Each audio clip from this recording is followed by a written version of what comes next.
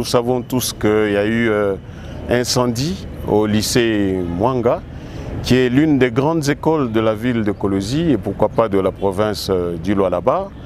Tout le monde a été mobilisé, notamment 11 camions-citernes et tous les responsables de la ville de Kolosi. Nous étions au lycée Mwanga pour assister à la lutte a mené le groupe des sapeurs-pompiers pour lutter contre ces flammes. Nous avons d'abord constaté que les flammes étaient très fortes, mais Dieu merci, les flammes ont été maîtrisées. Quant au bilan, jusque-là, Dieu merci, nous ne déplorons aucun mort. Donc aucune de nos filles du lycée Mwanga n'est décédée jusque-là. Néanmoins, j'ai à mes côtés le ministre de la Santé qui peut donner en détail les quelques cas qui sont pris en charge par les structures sanitaires de la ville de Kolosi.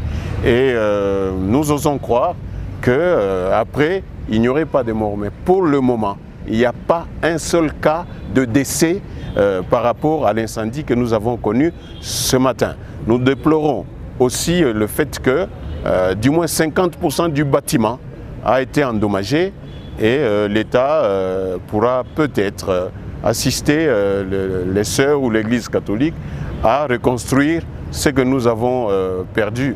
Néanmoins, il y a lieu d'espérer que l'année scolaire n'est pas finie pour le lycée Mwanga. Il y a toujours moyen parce qu'il y a quelques locaux qui peuvent encore être utilisés en attendant la reconstruction de la partie endommagée. Je vais demander au ministre de la Santé de vous donner le bilan après le tour qu'il venait de faire avec son collègue de l'éducation. Et nous avons un bilan qui ne déplore, je le répète, pas un seul cas de décès en ce moment, même pas de brûlure. Il y a eu le feu, mais les enfants, il y en a qui sautaient, et donc il y a quelques cas de traumatologie, mais pas de brûlure, pas de décès.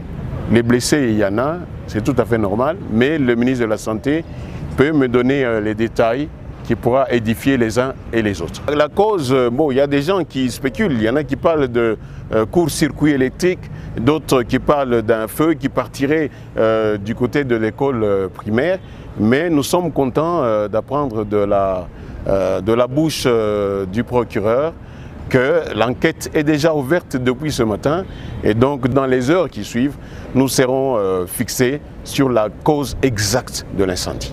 Voilà, merci. Donc à ce stade, le bilan est de 132 cas de victimes, dont 8 cas sont avec un pronostic vital entamé, mais stabilisé au niveau des structures sanitaires de prise en charge.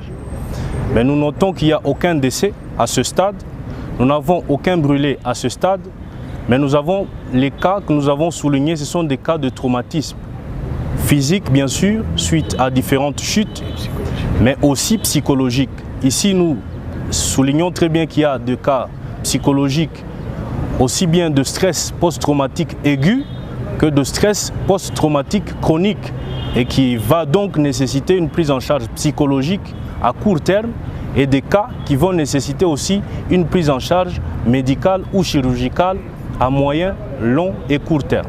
À ce stade, nous remercions d'abord le leadership féminin par rapport à la vision, parce qu'au niveau des structures sanitaires où la prise en charge est en train d'être faite, le plateau technique est assez suffisant. Non seulement ça, la province, dans l'approche bien sûr multisectorielle, a mis la main à la poche pour répondre à 100% à cette prise en charge. Donc il n'y a aucune famille à ce stade qui est en train de prendre en charge financièrement les cas, mais néanmoins nous invitons à ce que tout le monde puisse faire la prise en charge psychologique de tous ces cas, que ce soit aujourd'hui ainsi que dans le long terme, puisque le stress post-traumatique nécessite aussi cela.